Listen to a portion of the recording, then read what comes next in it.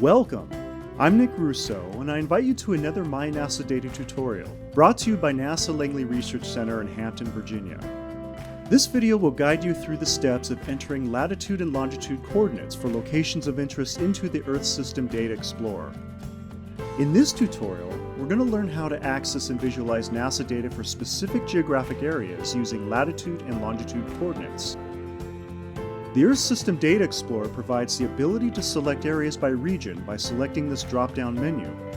But what if we're more interested in smaller scale areas such as a city or a school location, or specific places in the ocean? Now, before we begin, let's discuss the meaning of latitude and longitude. On the global map, we can see these series of horizontal and vertical lines shown. Lines of latitude measure the position north or south of the equator, depicted by these horizontal lines. The equator is an imaginary line that is equally distant from both the north and south poles. The North Pole is designated as 90 degrees north. The South Pole is designated as 90 degrees south. Therefore, every position on Earth can be defined by how many degrees north or south they are from the equator. Opposite to this, lines of longitude is a measurement of the east and west direction, depicted by these vertical lines. The prime meridian is designated as 0 degrees, located at this point here. This is known as our 0 degree mark. It is an imaginary line that runs through Greenwich, England. Lines of longitude east of the prime meridian, depicted here, are measured in degrees east, shown at the bottom of the map. Lines of longitude to the west of the prime meridian are measured in degrees west and will go up to 180 degrees east or west of the prime meridian, which is designated at the center of the Earth System Data Explorer map. Using this information, we can define our own coordinates box by entering latitude and longitude values for its range in the north and south direction, and its range in the east and west direction. To obtain a clearer understanding of the layout of latitude and longitude direction, let us use a grid depicting the maps in quadrants 1, 2, 3, and 4.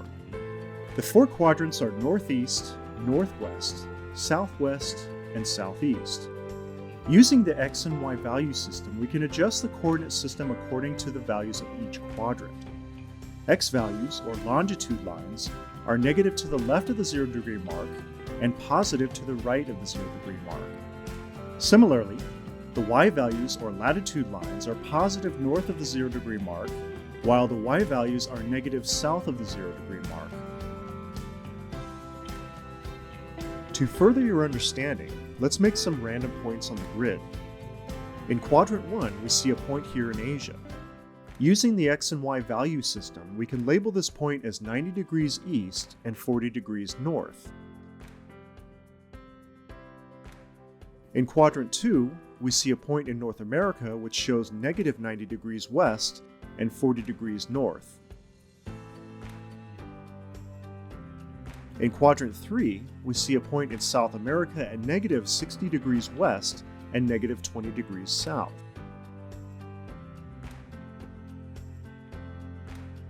In quadrant 4, we see a point on the coast of Australia at 120 degrees east and negative 20 degrees south, all relating to the X and Y value rules for positive and negative. Keep in mind that while longitude and latitude are depicted in an X and Y order, you will often see latitude being placed first before longitude in a Y and X order, especially when using something like Google Maps, for instance. To apply what we've learned about this coordinate system, let us load the Earth System Data Explorer and select a dataset to view the global map. We will once again click OK and select Dataset on the top left corner. For this video, we will use daily mean surface air temperature. Select Dataset and go to Atmosphere. From there, go to All Data and select Temperature to daily mean surface air temperature.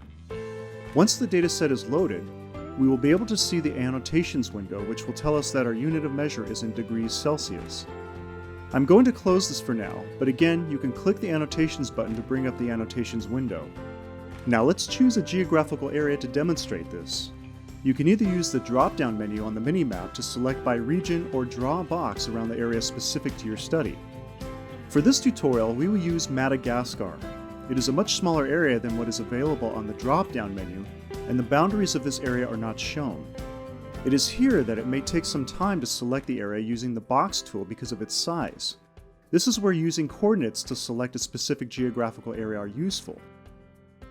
Now you most likely will not know the specific coordinates that you would like to create in the Earth System Data Explorer. Websites like Google Maps is one of the many helpful tools to better acquire the coordinates you are interested in.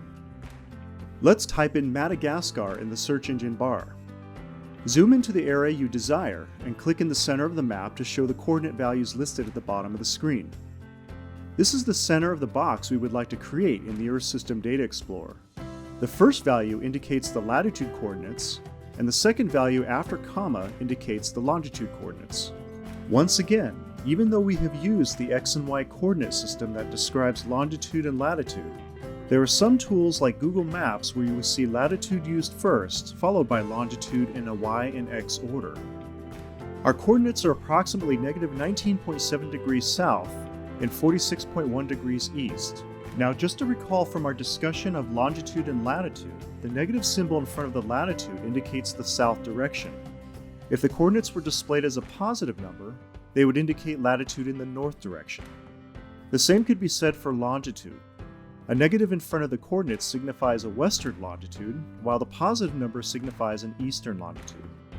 Now that we have the coordinates we desire, we can use this information to create a box around Madagascar in the Earth System Data Explorer, with the boundaries just slightly north, south, east, and west of those coordinates. Now let's get back to the Earth System Data Explorer and go to the coordinates area below the minimap. The coordinate values shown here indicate a northern boundary, a southern boundary, a western boundary, and an eastern boundary.